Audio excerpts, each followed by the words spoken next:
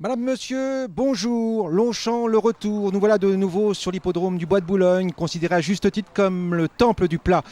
De nouveau pour préparer pendant 10 minutes la grande course, c'est la troisième épreuve. C'est un handicap aux couleurs d'Europe 1, mais aussi aux couleurs des 18 Kazakhs qui seront sur la piste. Une piste en parfait état, une piste, c'est un vrai billard. 18 Kazakhs avec 18 poulains de 4 ans sur la distance de 2000 mètres. 2000 mètres, c'est déjà une distance un petit peu hybride, mais une distance de vérité. On va partir à mi-montée, on va plonger tout de suite dans la descente et là 500 mètres de ligne droite pour arriver au premier poteau. Et là, il faut déjà des poulains de grande qualité, surtout avec beaucoup de résistance, de courage et de vitesse. Pour parler de cette course, on va d'abord parler de l'état du terrain. L'état du terrain est à 3,5, c'est un billard, un terrain bien souple, aucune excuse. La lisse à 0, c'est-à-dire qu'il n'y aura pas de lisse. La piste est totalement dégagée, donc une piste en parfait état pour voir ces 18 pur sang et 18 jockeys s'entrebattre pendant environ 2,30, 2,10, 2,30. Pour parler de cette épreuve, eh bien, j'ai demandé à Stéphane Pasquier, qui fait partie de la nouvelle bague des jockeys français, de venir à notre micro. Stéphane Pasquier qui sera associé au numéro 8, sans Zualito. Bonjour Stéphane. Bonjour. Alors Stéphane, lorsque je dis qu'on est content de revenir à Longchamp, je crois que vous aussi, jockey, vous aimez bien cet hippodrome de référence. Oui, c'est un peu comme un footballeur aller au Stade de France, c'est un peu notre dôme. C'est ça, donc c'est là qu'il faut gagner, c'est là que les bons chevaux doivent gagner et que les bons jockeys doivent faire la différence. C'est là où il y a toutes les plus grandes courses de France et presque d'Europe, donc c'est là qu'on cherche à briller le plus. Voilà, alors je disais tout à l'heure que vous allez être le partenaire de Sanzualito. Sanzualito, la dernière fois personne n'y croyait. L'entraîneur Valérie Dissot pensait que son cheval avait besoin d'une course dans les jambes. Le public n'y croyait pas, il y avait 44 contre 1 et le cheval avait tiré un très mauvais numéro à la corde, le numéro 17. Alors on va regarder cette course, c'était le handicap de l'Île-de-France sur 1600 mètres, c'était à Saint-Cloud le 16 mars et vous allez nous commenter la course. On vous voit donc tout à l'extérieur avec une casaque blanche barrée de vert et vous allez nous commenter cette course. On va vous voir maintenant bientôt cerclé tout à l'extérieur du peloton.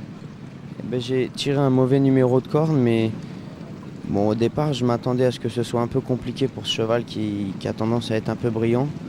Et finalement il a été très sage, on a pu prendre une bonne place tout de suite derrière les leaders. Et il n'a pas été trop brillant. Et là on vous voit, vous êtes sur la ligne des chevaux de tête. Et là je suis sur la ligne des chevaux de tête, donc mon cheval fait un très bon effort. Craque un petit peu sur la fin et on semble qu'il va tanguer un petit peu sur l'effort, comme un cheval qui avait besoin de compétition peut-être. Comme un cheval qui a besoin de compétition et qui a besoin de se rallonger à mon avis. Voilà, donc on le voit la tanguer un petit peu et puis vous allez le remettre dans le droit chemin. Il va repartir cinquième, comme je disais, à 44 contre 1. C'est une excellente performance. C'est une excellente performance et on voit que le cheval ne craque pas, donc c'est un plus pour aujourd'hui. Alors là on le voit bien finir donc dans une très belle action. Il est cinquième sur la même ligne que le quatrième. Stéphane, aujourd'hui donc les données sont différentes. D'abord vous avez un nouveau numéro à la corde, le 10, c'est bien. Oui, le 10 c'est beaucoup mieux puisque aujourd'hui c'est lisse à 0, donc c'est toujours important d'avoir un numéro en dedans. C'est important le numéro à la corde sur 2000 mètres. Tous les numéros de corde sont importants sur toutes les distances. Plus on est le long de la corde, ça dépend bien sûr de l'état du terrain, mais sur une piste neuve comme aujourd'hui, je pense que le numéro 10 c'est un très bon numéro. C'est difficile d'être plus loin en numéro de corde et de procurer une bonne accélération. Stéphane, on regarde tout de suite les cotes, les partants d'abord et après les cotes. Alors les partants ils sont 18 naturellement, 18-4 ans sur la distance de 2000 mètres. Là Saint-Barth a déjà gagné ici même à Longchamp, je crois que c'est sa piste de prédilection. Il fait une rentrée mais c'est un cheval qui court toujours bien frais. Le 2, Karzawina, est une jument d'origine allemande qui vient d'être deuxième à Compiègne il y a 6 jours. Elle court un petit peu sur sa lancée. Le 3 Play 4, eh bien revient dans une catégorie qui est vraiment la sienne. Je crois que c'est une bonne catégorie, c'est sa catégorie. Le 5 Tiniborn nous vient de Marseille. Le 6 l'Impatient va être un petit peu raccourci puisque la dernière fois il courait sur 2100 mètres, là c'est 2000 mètres.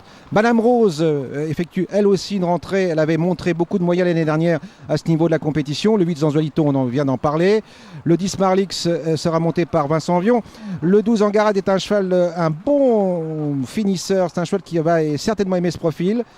Le 14 Prince de Loire est un cheval qui est aussi à l'aise en plaque qu'en obstacle. Le 15 Kimbere, depuis le début de l'année, prouve qu'il a la pointure de remporter une telle épreuve. Maintenant, il lui faut un petit peu de chance. Et le 18 Wells a déjà couru et figuré dans une catégorie un petit peu inférieure, mais il a déjà été à l'arrivée d'un quintet plus. Alors que les jockeys commencent à arriver pour se préparer, parce que certains vont faire un petit peu de gym, d'autres vont peut-être aller au bain de vapeur. Nous allons tout de suite voir le résultat de vos votes, vos premiers votes. Ce sont des codes de 11h30 et vous allez voir que le favori, le timide favori, c'est le 6 l'Impatient. C'est une petite surprise. L'Impatient qui vient de très bien courir pour sa rentrée. Troisième, le 5 Tiniborn de la Marseillaise est à près de 7 contre 1. Le 15 Kimbere 7 contre 1. Et votre cheval, le 8 Zanzualito, mon cher Stéphane Pasquet, est à 13 contre 1. La dernière fois, il était à 44 contre 1, donc les gens n'ont pas la mémoire courte. Non, mais c'est sûr, il mérite cette cote. Il vient de faire une superbe rentrée. Là, on le rallonge un peu sur la distance. Il va très bien faire, il mérite cette cote 13 contre 1. 400 mètres de plus, c'est un plus, si j'ose dire. C'est un plus, c'est sûr. Et les ordres, à votre avis, c'est toujours les mêmes? C'est bien placé en début de parcours? Parce que je crois que dans un tel profil, il faut quand même avoir un bon dos et une bonne place. Les ordres, ça va être les mêmes que la dernière fois, les mêmes qu'à chaque fois, puisque c'est un cheval compliqué, je vous ai dit tout à l'heure, qui peut être brillant, donc surtout pas se contracter avec sa bouche et le laisser faire dans son action. Il est mieux quand il est libre. Ouais, donc pour vous, c'est un cheval qui devrait normalement aujourd'hui bien courir sa valeur. Mais c'est sûr. On regarde donc le deuxième tableau des cotes, si on va me les donner. Voilà, je pense qu'on va voir tout de suite le deuxième tableau. Des cotes, ça va arriver alors que Christophe Soumillon, lui se prépare. Christophe Soumillon qui sera en selle sur Madame Rose. Le deuxième tableau, le 3 Plécat à 15 contre 1. C'est une petite surprise. Plécat est présenté par Pascal Barry qui n'a pas pour habitude de courir dans ce handicap. Et la jument la plus délaissée, le 4 Toratune à 90 contre 1. Voilà, ce sont des cotes qui vont fluctuer d'ici la course. On retrouve tout de suite Nathalie Tardieu qui est auprès d'un entraîneur qui entraîne, qui prépare ses chevaux à l'ombre de Notre-Dame de la Garde. Presque, José, puisqu'il est installé à côté à Cabriès, même on peut dire, Michel Gentil. Pour vous, c'est quand même un drôle de voyage. C'est une expédition de venir de la région de Marseille pour vous, mais aussi, j'imagine, surtout pour votre jument Tiniborn. Oui, c'est une expédition. Elle est partie hier à 6h. Elle est arrivée à 3h. Hier, on était à Nîmes. J'ai pas mon garçon principal. Le camion a été bloqué. Il a fallu prendre d'autres transporteurs. C'est une organisation qui se fait, mais bon, sans problème. Au niveau de l'écurie, j'imagine aussi, ça vous oblige à déléguer quelqu'un uniquement pour le transport des chevaux comme ça? Oui, c'est le principal qui est aujourd'hui. J'ai un second qui s'appelle Sébastien qui est là pour me seconder. On a une bonne équipe et bon, on s'organise. Tiniborn assume bien ce genre de voyage. C'est une jument qui a prouvé en tout cas dans la région de Marseille qu'elle avait la pointure de ce genre de gros handicap. Elle fait partie de la trempe des tiercéistes, si je peux m'exprimer ainsi. C'est une jument qui voyage beaucoup, qui a fait Toulouse, Lyon, Cagnes, Deauville, Chantilly, Longchamp. Elle est dure, elle est endurcie, elle est comme son boss. Elle est dure. Dites-moi Michel, quand on habite Marseille, on est forcément un supporter de l'OM? Oui, comme Dominique Boeuf, quoi. On est des fervents du bleu et blanc et on est là. On va espérer qu'il en gagne 3 par jour. J'espère gagner ce tiercé. Dominique Boeuf qui sera associé à Tiniborn aujourd'hui. Merci Michel. Merci Nathalie. Donc Tiniborn qui aura un mauvais numéro à la corde le 18, c'est toujours un petit peu embêtant sur un tel profil. Stéphane Pasquet, vous avez remporté 6 quintés plus, 6 grandes courses dans votre carrière. Je crois que ce sont des victoires importantes pour un jockey. C'est toujours des victoires importantes puisque c'est toujours beaucoup plus médiatisé des quintés. Et puis... On a le track ? On a le track, moi personnellement j'ai le track à chaque course, que ce soit un réclamé ou que ce soit une grande course. On veut toujours fournir le maximum de soi. Donc une course importante. On va vous dire, je sais pas, on peut pas le dire à la télévision, mais on va vous souhaiter bonne chance. Donc avec Sanzualita, on revoit tout de suite les premières cotes, les premiers votes. Donc avec une petite surprise, le 6 l'Impatient qui est devant le 5 Tiniborn, le 15 Kimberet, le 14 Prince de Loire, là aussi une surprise. Et ensuite, eh bien, les chevaux les plus délaissés, ce sont le 16 Sharpsol et le 4 Toratune. Voilà, donc on se retrouve à 14h25 en compagnie d'Olivier Thomas, de Pierre Vallon et de Nathalie Tardieu pour cette grande course, la 3e, le prix européen.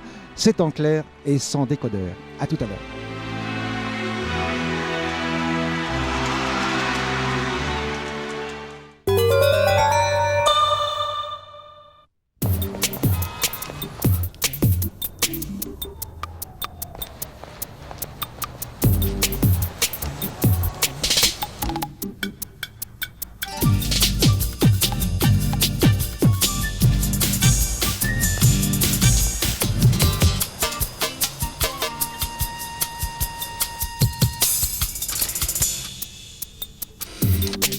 Nouvelle iMac. Vous allez bientôt faire connaissance. J'étais voir M. Goubert. C'est là qu'il m'a dit, cette dame, elle ne vient pas et vous la payez quand même. Et en plus, les 10% d'avoir sur la facturation normale, vous allez me le donner en liquide.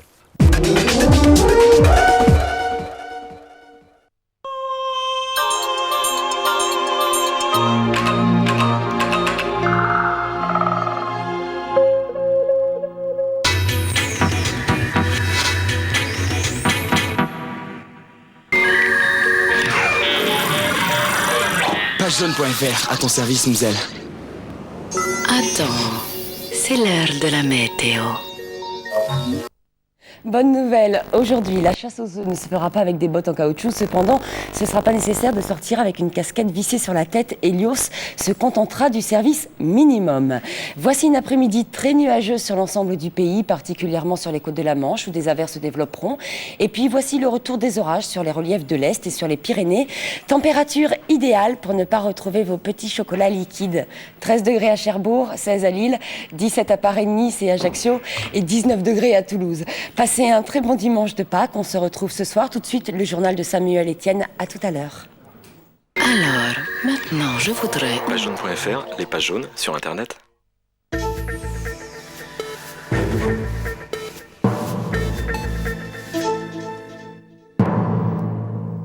Bonjour à tous. Situation toujours des plus tendues, des plus confuses aussi au Proche-Orient. Les Palestiniens affirment que des soldats israéliens ont tenté d'envahir le bureau de Yasser Arafat dans son QG de Ramallah. Ce cas aussitôt démenti l'armée israélienne. Hier, le président palestinien a affirmé qu'il ne se rendrait pas. On fait le point avec Karine Bouteloup. Les proches d'Arafat craignent désormais le pire. Ils craignent même pour la vie du leader palestinien confiné dans ce qui reste de ses bureaux, quelques mètres carrés dans lesquels les soldats de Tsahal auraient pénétré ce matin. 2 explosions auraient également été entendues, mais l'armée israélienne dément et donne une autre version. Nous sommes dans le bunker de M. Arafat, nous ne sommes pas dans ses appartements privés ni dans ses bureaux personnels. Nous avons donc entrepris cette mission très précisément contre des terroristes qui sont protégés et même cachés à l'intérieur de ce bunker de M. Arafat. La mission est d'arrêter ces terroristes et ne pas toucher à M. Arafat. Ne pas toucher Arafat, seulement l'isoler. Sa vie ne sera pas mise en danger. Israël l'a encore assuré il y a quelques heures au président américain George Bush. Le leader palestinien, lui, se sent menacé et l'a de nouveau affirmé hier soir par téléphone à une journaliste américaine. Ils ont déclaré à plusieurs reprises « Nous voulons Arafat mort ou prisonnier, ou le jeter hors de la Palestine. »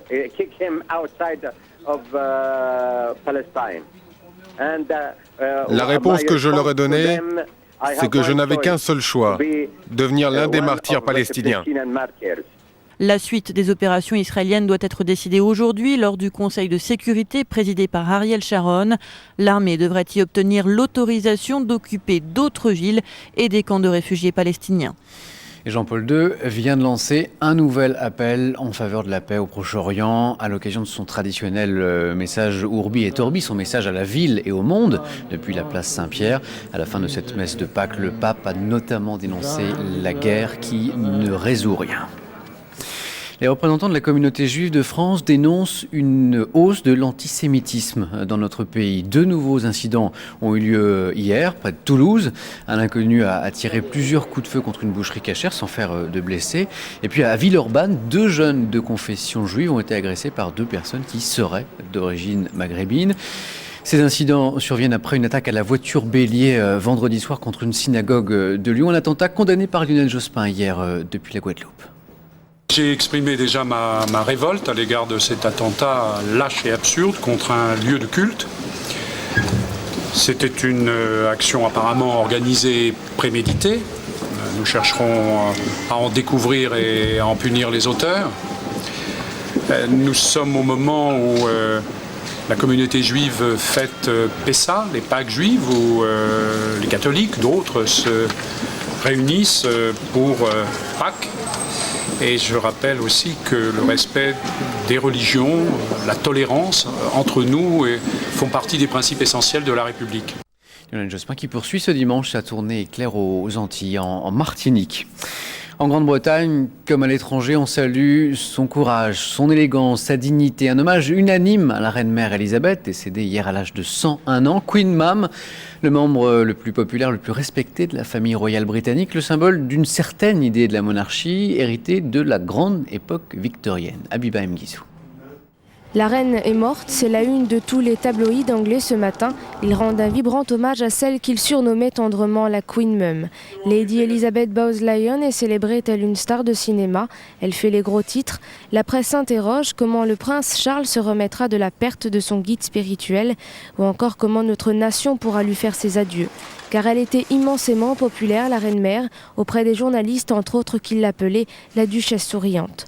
Peu de temps après l'annonce de son décès, ils sont nombreux devant les grilles du Buckingham Palace pour exprimer leur tristesse. Ce matin, les fleurs jonchent les pelouses du château de la famille royale. La Queen Mum reposera aux côtés de son mari, le roi George VI, dans une chapelle du château de Windsor. Après des funérailles en grande pompe le 8 avril prochain, son cercueil sera exposé publiquement à l'intérieur du Westminster Hall. Les admirateurs pourront faire une dernière révérence à la plus populaire des Old Ladies. Hommage unanime donc en Grande-Bretagne. Il n'y a pas si longtemps pourtant, la presse britannique prêtait à Queen Mum un goût certain pour le gin, un train de vie des plus dispendieux et une ferme opposition à toute modernisation de la monarchie. On revient en France, les nationalistes corses eux aussi entendent bien profiter de la présidentielle pour faire entendre leur voix. Hier, lors d'une conférence de presse clandestine, un groupe nationaliste a revendiqué 9 attentats ou tentatives d'attentats, ont également interpellé les candidats Chirac et Jospin. Rose Paolacci était sur place. Une dizaine d'hommes au cœur du maquis corse a revendiqué plusieurs attentats dont les mitraillages des façades du commissariat de Bastia et de la sous-préfecture de Corté. Ils ont justifié leur présence sur le terrain politico-militaire comme une réponse à l'absence d'avancée politique. Ils pourraient même renforcer leurs actions, une mise en garde qui s'adresse tout droit aux candidats à l'élection du président de la République. Nous nous adressons aux principaux candidats à l'élection du futur président de la France, à savoir Jospin et Chirac, de s'engager, si l'un ou l'autre est élu, à changer la Constitution afin de pouvoir donner à la Corse un pouvoir législatif qui fut voté majoritairement par l'Assemblée territoriale corse.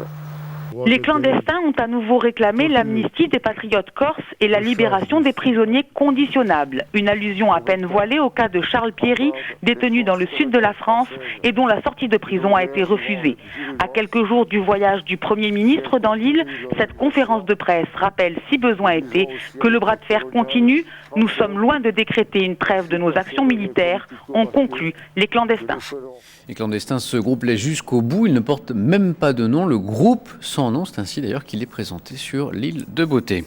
La course à la présidentielle et le feuilleton des signatures, qui ne les a pas, je les ai, vient de déclarer Christine Boutin. Bruno Maigret les a lui-même déposés hier au Conseil constitutionnel. Au même moment, à Nantes, le délégué général du MNR ne manquait pas de souligner que Jean-Marie Le Pen, lui, ne les avait toujours pas, ces signatures.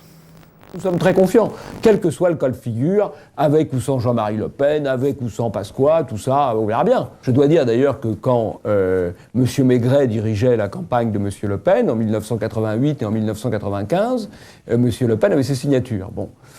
Il s'est séparé de M. Maigret il y a 3 ans, il a un problème de signature, on ne veut pas grand-chose pour lui, malheureusement. Et aux dernières nouvelles, il manquerait encore une dizaine de signatures d'élus à Jean-Marie Le Pen. La finale de la Coupe de France de football, on sait que ce sera le 11 mai au Stade de France, que l'une des 2 équipes sera Bastia, qualifiée hier soir aux dépens de Sedan. Plus qu'une inconnue à cette équation footballistique, qui sera opposée aux Corses? Réponse ce soir à l'issue du match Lorient-Nîmes. Coup d'envoi à 18h. Et puis foot toujours. À mesure que l'on se rapproche du mondial, on s'inquiète de la santé des Bleus. Après Pires, ce sont Zidane et Trezeguet qui sont blessés hier dans leurs championnats respectifs, espagnol et italien. Blessure qui serait toutefois sans gravité. Zidane blessé ici à la cuisse après ce violent tacle. Trezeguet à la cheville, lui, après être tombé tout seul. Voilà pour l'essentiel. Dans un instant, vous retrouvez Carl Zéro. Bon après-midi à tous et joyeuse Pâques.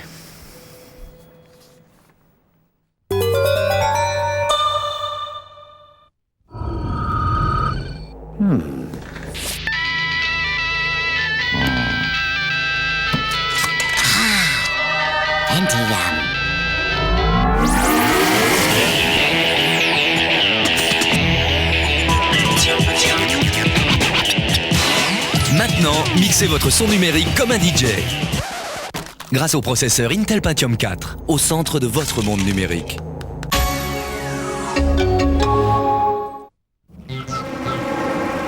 Pellicule, démangez-en. Shampoing Tegel de Neutrogena. Élimine les pellicules, même rebelles.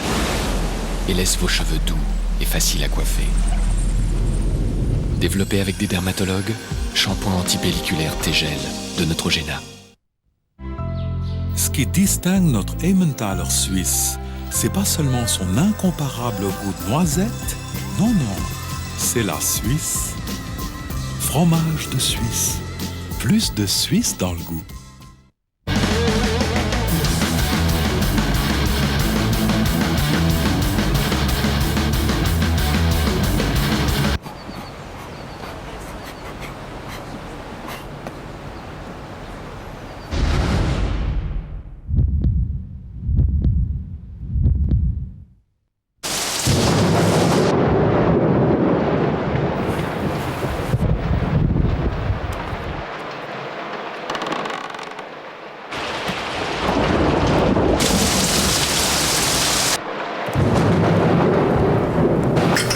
Grâce à son système de protection IPS, la nouvelle Mondeo est l'endroit où l'on se sent le mieux protégé.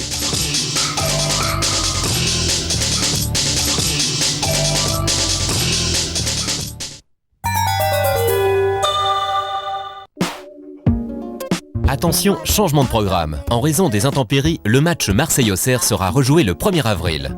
Les hommes de Leboeuf menaient avant l'interruption. Dommage pour eux, on remet les compteurs à zéro. Et Auxerre, qui joue sa place européenne, ne se contentera pas d'un match nul. Marseille-Auxerre, le retour de la 28e journée, lundi 18h45, en direct sur Canal+. Pour plus d'infos sur l'AD1, les buts, les résultats en direct, par SMS sur votre téléphone portable, 08 92 68 30 68.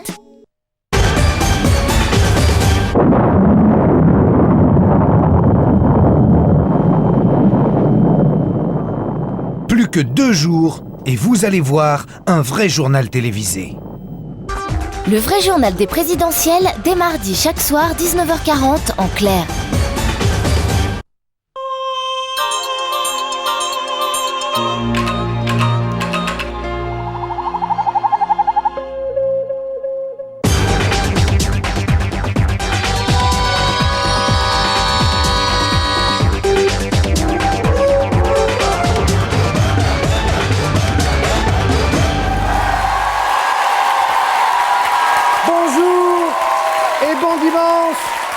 Voici votre traditionnel journal dominical intitulé Le Vrai Journal. La France avance.